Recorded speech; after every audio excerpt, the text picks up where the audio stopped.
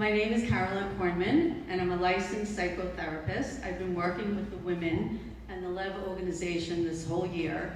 And although it sounds glorious, what everyone is talking about with marriages, it's not the reality. I mean, even I have to tell you, my Jiddah, Chacham Yaakov Kassin, the original chief rabbi of our community, I asked my father, when I got involved with this organization, I asked my father, what would Jiddah say? How did he handle this? How did he help the women? How did he help the families? And I remember my father said that he remembers all his life that couples used to come into their home and they would be fighting, and he would hear it. All of them, they would hear it. And my father said that my Jiddah used to try for hours and hours and hours to try to help the couple. Sometimes he didn't succeed. So my sitter would take over, and then they would walk out of the house arm in arm. I mean, that's just something so sweet. And another thing, Rabbi Azari, what you said about to give and not, my father also, when my kids were getting married, he said something like that. That was his beracha. He would tell my kids, go into the marriage giving. Don't worry about taking, just give. Think of what can I give my spouse versus what can my spouse give me. But the reality is it's not glorious. The women are suffering, they're in pain. They want to end this whole thing, and they want their guests. And that's the reality. So I'm here tonight for questions. Who has questions? Can't believe the room is silent. Someone has that questions for Ellie, the rabbi. Well, I have a couple of questions that came into me. One of the women asked me to ask some questions, so I addressed it to the rabbi. She wants to know, again, this goes to my Jiddah. My Jiddah made an edict of we don't accept converts because we're going to have so many problems in the community. So why bring? This is what my father said. Why bring others into the community where we're going to have so many problems of our own? That he predicted this. So, Rabbi, one of the questions was, if my Jiddah made the edict for converts not to accept converts, are we able to make some sort of edict where if the guy doesn't give the girl the get in whatever years that he's out, type of a thing, that you'll grant it?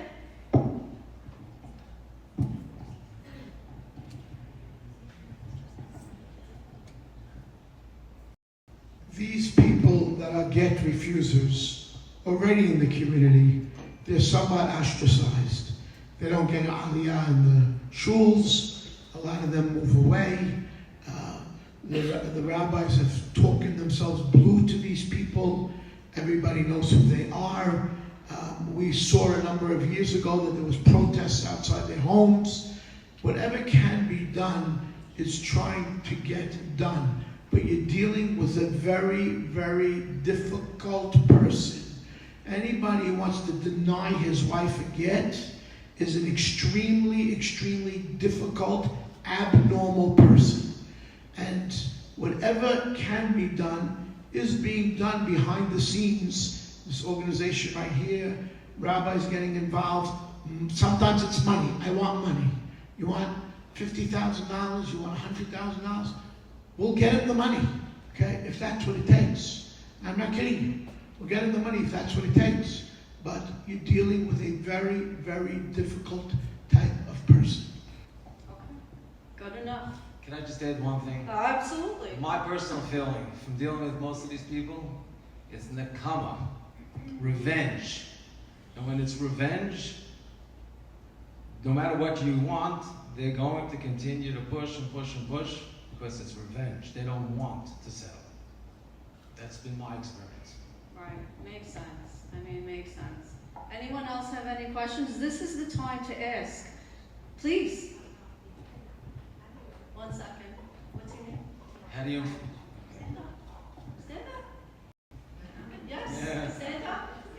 discourage us from asking questions.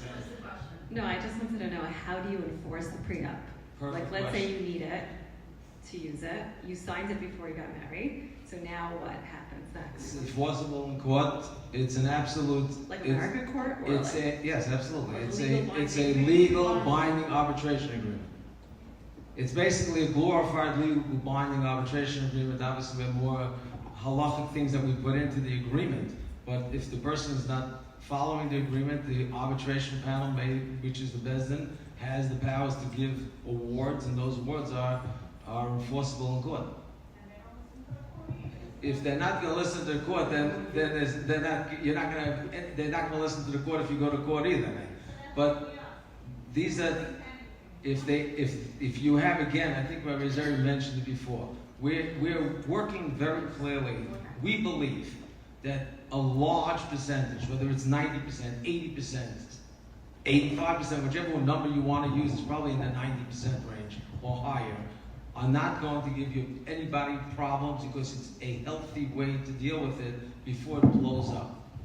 And if something, obviously there's going to be cases that are going to be problems. That's what we mentioned before. We can't, people get married to these people. We in the community, myself, every other people who work on these cases, we're spending an enormous amount of time to try to help people extract them from these bitter marriages. It's not like we're enjoying this. We get involved to try to help people out and to figure out the best way to get through it. But our belief is that with most of the people, and again, those people that are all out for revenge, there's nothing's going to happen. I have a guy I'm working on, I believe it came from you guys, I'm not 100% sure. He's been in Rikers twice. He doesn't care. And those are the type of people, they are not the average people. But maybe part of this could potentially be, and I think it's important, I believe, and I have certain things I'm more than happy to share individually, of things that you could find before a marriage to try to key in if this person is this type of personality. It's something to try instead of getting stuck into the marriage. Definitely share that list with us. Another question. Good evening, rabbis. My name is Ricky. I'm proud to say I'm actually the first get at the LEV organization. I also have the deepest, utmost respect for the two rabbis here. I see another one has joined. Many rabbis are scared to attend such events. They like to come to things that give them a lot of kavod for good things, for nice things. Oh, look at me, I'm inspired, I've done all these great things. But very few will actually stand up for the good cause to help those in need. So you have my 100% respect, all of you, for being here. I have two questions. My first question is, the first rabbi, about many years ago, I love the Tony and Maria story. I think incredible. And I do believe in the old days, divorces were way less. But I also believe what I heard from people, and I remember my grandma's friend turned to me, and I was a young girl, and you're 100% right, for both of you, that I went into marriage with hope. I had hope for a wonderful, wonderful future. I had hope for raising my children, a happy, loving family. Nobody ever goes into a marriage thinking it's going to end the way it is. And I think for a lot of us here, and that Gunnar said here currently, I don't believe that anybody stepped out easily. We didn't look at the marriage as disposable. But I remember my grandmother's friend who passed away in deep distress because she said today's generation are very lucky because we were unable to get out. We were forced to stay in abusive situations. And while I agree, there are a lot of them. Today it's very disposable, especially the very young ones. They get married, they have the one disagreement, I'm out. Because they're so used to getting their way at home. And, oh, I'm asking mom for something, she's giving me this, she's giving me that. Suddenly you get into a marriage and you want all this and that, and it's two people here and you're not getting your way every single time in the walk. But trust me that every woman in this room waiting for a get have tried so hard in order to make it work. And by the time I got to the LEV, and by the time they got to the LEV, last resort. I think that's my first. My second question, which I think is a little bit of chutzpah, but I just have to... First one before you get can to answer, yes. Sure, go ahead. I made it a point of saying when I started, I'm not judging anyone in this room, and I did that for that exact point. By the way, I do remember you speaking last year, and you spoke very well. So I recognize your face. Thank you. But at the end of the day, there's, you know, we talk about the concept of abuse and stuff like that. I actually speak about it quite often. I could look at a lot of my parents, more older than some people, obviously my age group.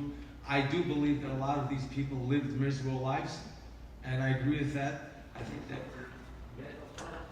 it's a much more difficult world today. I think you have more mental health issues today. That's my opinion. Maybe I'm right. I don't know. But because of the world that we're living in, I believe there's more mental health issues. And there's no question about it that people that have to live with these people, it's impossible. I've spoken to many therapists who told me when they first began in the mental health field, bringing these matters to the fore, their offices were ransacked. They were driven off the road. So there's no question about it. I understand that. No one's judging anyone in this room. But people that are, when I alluded to the fact that yes, we need to have certain cases I use a term, maybe I don't know, be careful because President Trump may be listening, I know he came in. But could you imagine being married to President Trump? I mean, he is not the easiest person to be living with. I love him I'm not going to talk political, but just the personality. So we understand that there are difficult personalities. And those personalities are difficult, and I alluded to that before. I believe that if we did a little more education prior to marriage, I can give you a list of things that could potentially save people's lives by giving them that information before marriage so they don't get into these abusive marriages. I agree 100%. Definitely. No one is asking anybody to stay in an abusive marriage.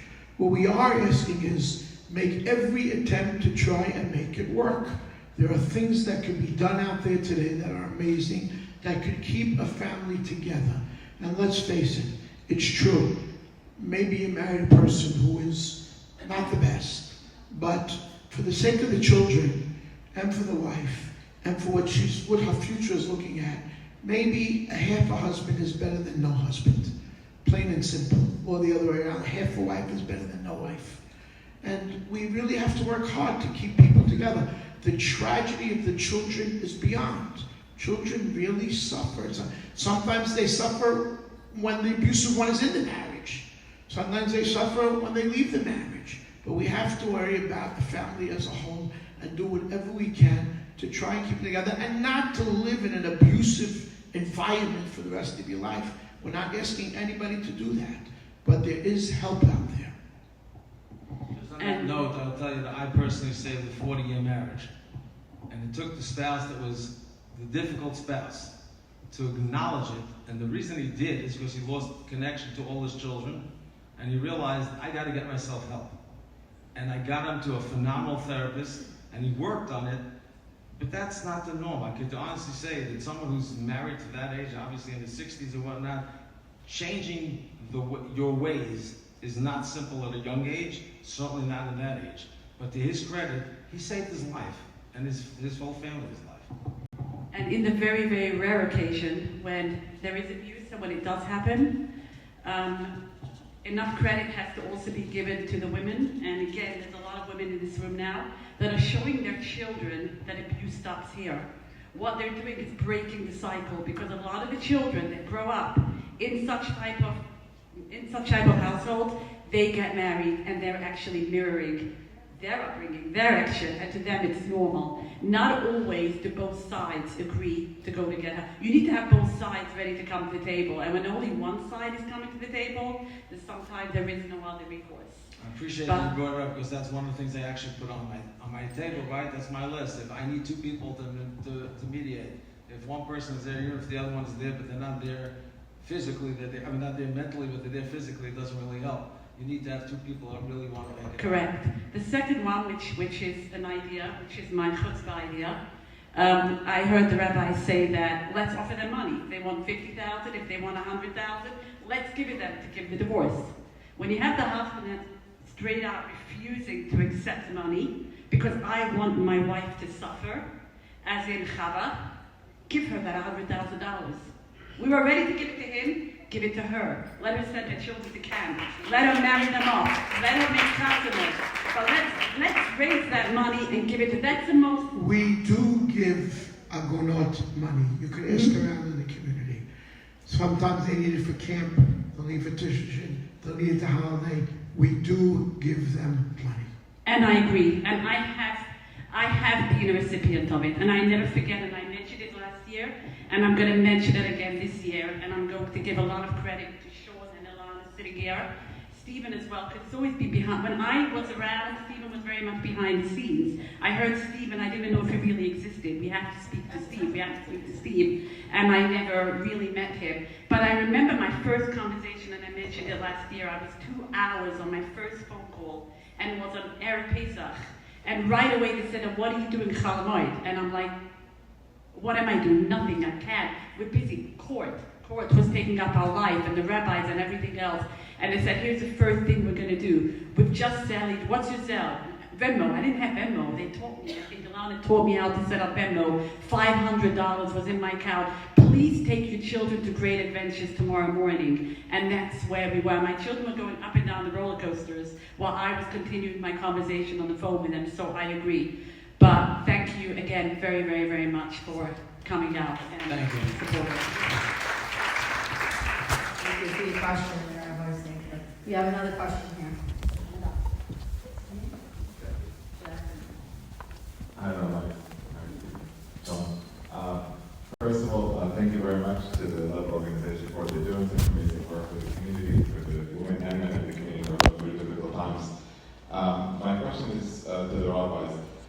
I'm not familiar with the contract, with the prenup that you created, but I know that there's been issues in the past where rabbis and people don't like the prenup because there's a stigma to it, either that you're planning for an exit while you're entering into a marriage, which people don't like, and because it makes it easy. It makes it easy at the end if there is a problem to get out. We really want them to try to work it out first.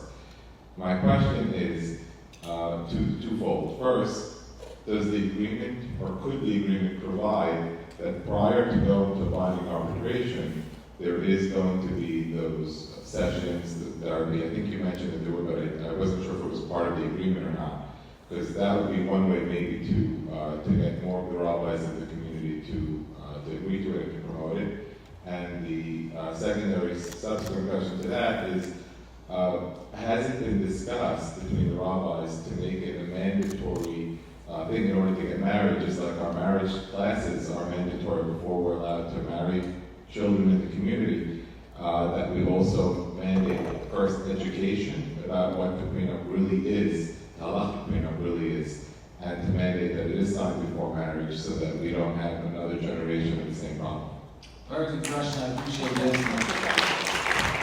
So you asked a lot of questions. I'll try to remember. If I forget something, please remind me. The first question I actually addressed, which was making it easier to get divorced. I did bring up the example. Just if you go back, I was mentioned specifically that because there's a healthy way to deal with it, and to answer your second question as part of it, one of the first things, the first thing that the Bezdin must do is deal with the shalom bias issue. It's in the contract. And if there is a way to save the marriage, that's the first thing. So just for the sake of understanding, right away, husband goes ahead, let's assume he's the moneyed spouse. So he goes ahead and cuts back the child support. The family can't live. You say you want shalom bayis, you want to have a happy house. If there's no money to put food on the table, it's very difficult to have a happy home. So within the contract, it gives the Bezdin a very clear guidance of what is expected of them, which is number one, let's minimize the fighting, let's go to shalom bayis, let's give an interim support that will, interesting halachically speaking, one of the things we had written in the agreement was that it would support the spouse, meaning the wife, with the children. And they took out the wife because halachically speaking, it's possible the wife wouldn't be entitled under certain circumstances to get mezainis, which is the foods for her to live. So we changed the agreement to get it to be something acceptable across the board, which says that it's only for the children, that the children should be able to maintain the home. But shalom bayis is the first thing that it talks about in the agreement. And everybody who's involved with this agreement believes, and these are not me, this is not me speaking, these are the biggest gedolim that we have in today's generation. They spent a tremendous amount of time. This didn't happen overnight. This took years. Rabbi Shlomo Miller worked on it first for 3 years before we even took it to the other Gedolim. Rabbi Sternbach was the Pesach Hadar in Eretz Yisrael today. He's considered to be the foremost Pesach in Eretz Yisrael. He's almost 100 years old. He is the Pesach. He is someone who worked on it. I have pictures of it with literally a bunch of svarim on his table with the agreement going back and forth. When we change things, he reads English. He's from Gateshead, so he understands English. He really spent a tremendous amount of time.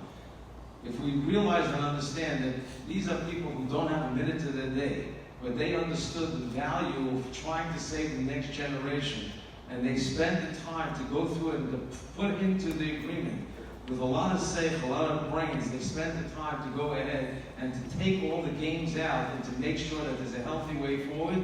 We believe we will save a lot of marriages because of it. On the contrary, it won't be an easy way out. We're not looking to give an easy way out. But if it's a healthy way out, that's what we're looking for. And as far as what you're asking, this is something that the other agreement in the YU community, they have that no one gets married. Their Rosh Hashivas will not take anyone to the chuppah unless they sign the agreement. Interestingly enough, is a number of the YU Rabbanim are using our agreement because it's a much more halachically acceptable agreement, to the extent that the Bezdin of America, which is their Bezdin, asked me if they can send out a letter stating that they acknowledge our agreement and they're willing to adjudicate our agreement. So a number of their Rabbanim are using this agreement because it is a more thorough agreement and it's more halachically acceptable. So that's something that the rabbis in the community, we're not telling rabbis or saying everyone has to sign the agreement. What we believe is it's going to take time. And it's going to take time for people to realize there's no downside. As more and more people use it, it becomes more and more acceptable. But at least in the initial stage, and that's what I was saying, the importance of at least the difficult cases. And the rabbis know before the marriage, this case is a difficult case. As was mentioned before, maybe they come from a dysfunctional home. Maybe there are issues with the couple before the marriage. It's a second marriage, whatever the case may be. Or if someone says, you know what, I want it. So if it's someone that says that I want it, it should be something that people acknowledge. It's an acceptable thing to do. To say that everyone has to do it, that's an individual, each rabbi has to make a decision if that's what they want to do. How do we get the rabbis to be on the same side? That you have to talk to the rabbis. I Okay. spoke to them already. We'll work on that. We have another question, but first we want to welcome Rabbi Eisenkot of Beth Torah. Thank you for coming. And we also want to welcome Rabbi Chaim Arkin from the Shul, also present. You have a question? I'm sure a lot of reluctant husbands will be watching this later, and this is a question that I was hoping they would be able to see you answer. And first, I want to also thank you for coming in and showing your support for this cause. At the end, once everything reconciles, I think this is a little bit different than a normal divorce, where the husbands are often ostracized, as the Rabbi Rosari mentioned, and there's suruvim and hakot and all these things, and it makes it a public thing. And obviously the children are aware and they hear about this. At the end of the day, how do you see it possible, which I think you would say yes, that children could eventually reconcile with their parents, and how do you think that they would go about that? First of all, I recognize you from last year as well. Thank you. You spoke about last year. Alienation is a humongous topic today. It is totally beyond the realm of what we should be talking about here. It's not a simple topic. I won't say I'm the expert on it, but unfortunately I've dealt with a tremendous amount of alienation cases. Part of what, just to use it in the scope of what we're talking here, and it's not always, it was mentioned too many times, it takes two people to make an agreement. If you have one difficult spouse, the children, very often from that difficult spouse, could destroy the children, could poison the children, could alienate the children. Not all alienation, people think, oh, not talking to the mother, father, whatever it is, they're the problem. On the contrary, very often the abusive spouse alienates the children against a good parent. And very often it's the other way. So alienation is a very, very bitter topic. A lot of what we are trying to accomplish is to minimize all of what we spoke about, the pain of divorce, the damage of divorce. Alienation, these things, that is what we're trying to minimize. And you actually just got me thinking for a second. I look up the labor organization. They're not trying to go out there and make noise in the community and build it up. They're trying to keep it quiet.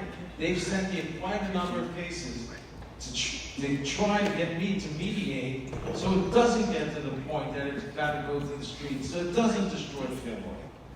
It's only in the rare cases that they can't get someone to agree to mediate that they have no choice.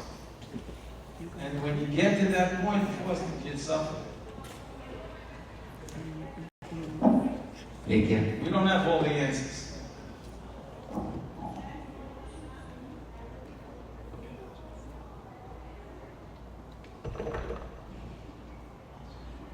He has something to share. Listen up.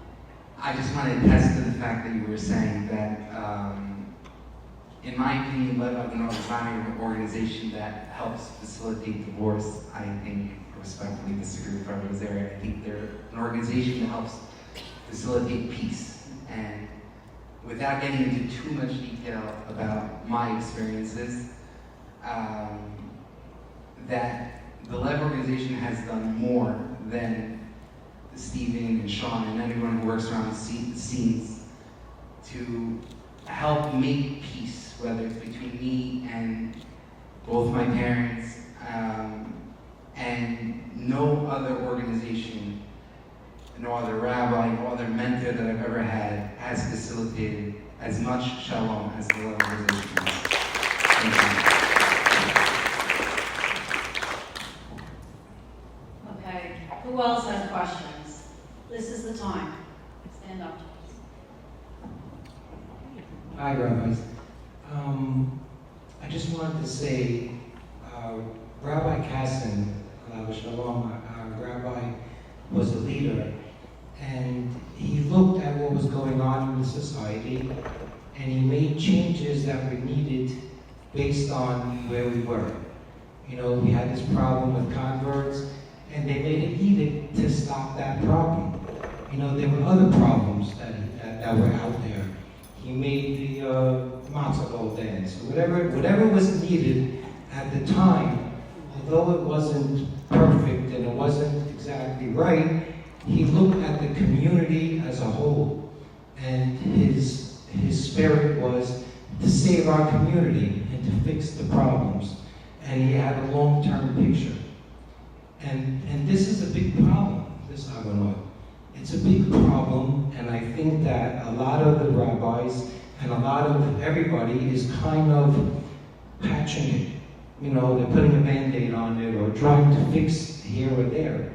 But no one's taking a serious stand to make an edict. Like they said, why can't the rabbis get together and say, hey, this is what we want. We're going to fix this problem. I don't want to have Band-Aids. I want a solution.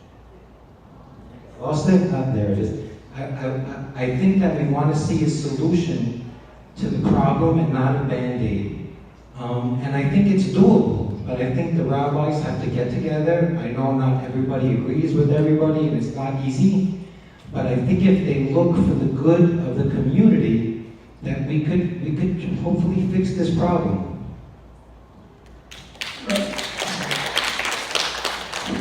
Rabbi Kassin, Alav Shalom, was one of the greatest men I ever met in my life. I revere him to this very day. I have a portrait-sized picture in my office of the rabbi. The rabbi was the rabbi of a community of about 5,000 people. Today you have a community of 80,000 people. And you have many different facets in the community. Today, Rabbi Kassin, almost everybody was one way. It's a very, very different community today. And you have people who have their rabbi, not one rabbi. There's people that have this rabbi, and people have that rabbi, and people have this rabbi, and you need it because you have 80,000 people in the community.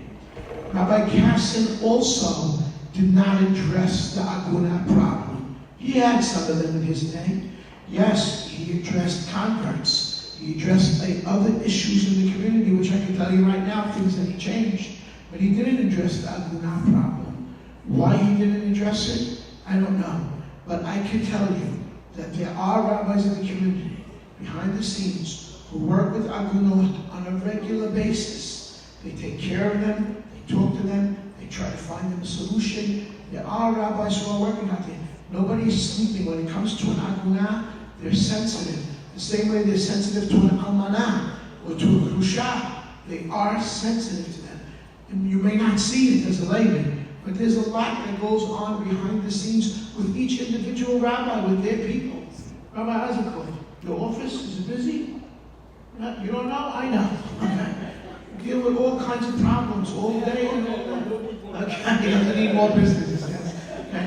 But there are rabbis working. It's a very, very difficult concept. And there have been meetings a number of years ago when we started getting people together and making protests, and enough of these agunot, we have to free them. It was a hullabaloo out there, what was going on in the streets and in people's homes and in offices. And we hope the LEV organization could find a different path how to do this and accomplish this. But yes, there are people working out there. Okay, we have Rabbi Chaim Arkin. A question. Rabbi?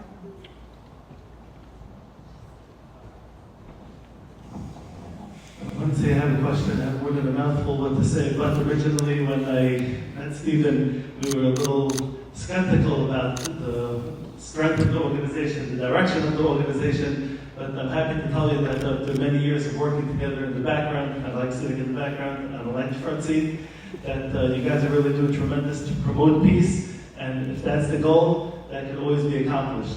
Interesting, there was even, again, a number of months ago, that we came finally to the finish line to unfortunately facilitate. We were in Bet Torah, the couple was there. After all the steps were taken, the get was written, the get was signed. Rabbi Azakat, you remember? And Brit Milah for that child, that they did not get divorced that day, was in Lawrence Avenue just recently. So basically, even if there's a sharp sword, God forbid, on somebody's neck, the person should not forget about mercy. And at the time that they were sitting there at the table, Baruch Hashem, we were able to facilitate that, they were able to reconcile at that point. And it's a tremendous lesson that I learned myself, and to anybody ever involved. At all points, if things are done properly, holistically, like Goldman said beautifully, that when you deal with the thing as a whole picture, it really is a world of difference. People who come in with one angle, with one side, it doesn't work like that. Bilam was the guy who has Shatum Ha'ayin, only one eye. And he's the person who taught Ayin Ra'ah. But you never find Inayim Ra'od, plural eyes, because when a person just looks with one eye, not with the whole picture, not with the whole eye, you're not going to see the peace. Bezrat Hashem, you guys should continue great work to do peace, and even till the last minute to be able to see who could be saved. Thank you, Rabbi. You know, I wanted to say one more thing that, first of all, any more questions? And one more thing very important to point out, that it's not only that the girl has trouble in the marriage, it could be also the guy, the male, the husband wants to get out of the marriage and the woman does a lot. So there are such cases like that as well in the community. Anyone else have a question? Now's your time, you have the rabbis here. Carolyn, we're going to take 2 more questions. 2 more questions, so one more after this, please ask. I did want to say thank you to the rabbis who are here. I think your support and your presence means everything for people who might assist them. Thank you. My question was, in that very famous picture, it was very notable that it was a table of men to help a woman to receive her get. And I know that in other areas where there are women's issues, in areas of nidal or etzet halacha, where you can go to a woman for a woman's issue, and if there were pathways to help get more mental health professionals, but also specifically to get women to help them for this issue. Go to my website, check out the people involved with my organization, find quite a few women. I'm one of them, by the way, in the LEV organization. I'm a licensed mental health counselor, and I specialize in grief, trauma, and loss. Any other questions? We have one more question. I just want to say that the people in our organization are as well quite a number of mental health professionals who are very involved with the agreement and helping us to navigate the divorces. Hello, I'm David Gindi. First of all, I wanted to thank everybody in the LEV organization for all their time donated and all their hard work. Ellie, thank you. Rabbi Zeri, I understand that you're going through a lot right now. Thank you for being here. So,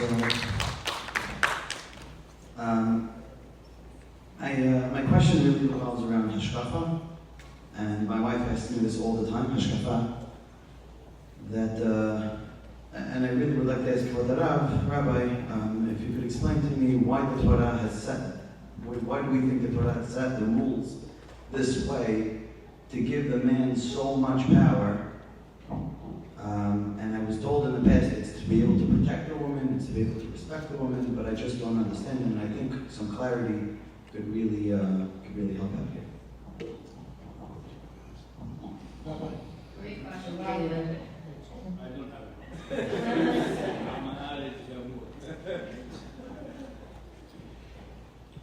Not everything that the Torah writes do we have to understand.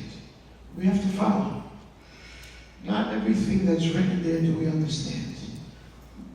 Again, the Torah writes that when a woman gets married, she's sanctified to the man. And for her to be unmarried, she needs to be released from the man. And the Torah writes, you have to write her again. And that's the beginning and that's the end.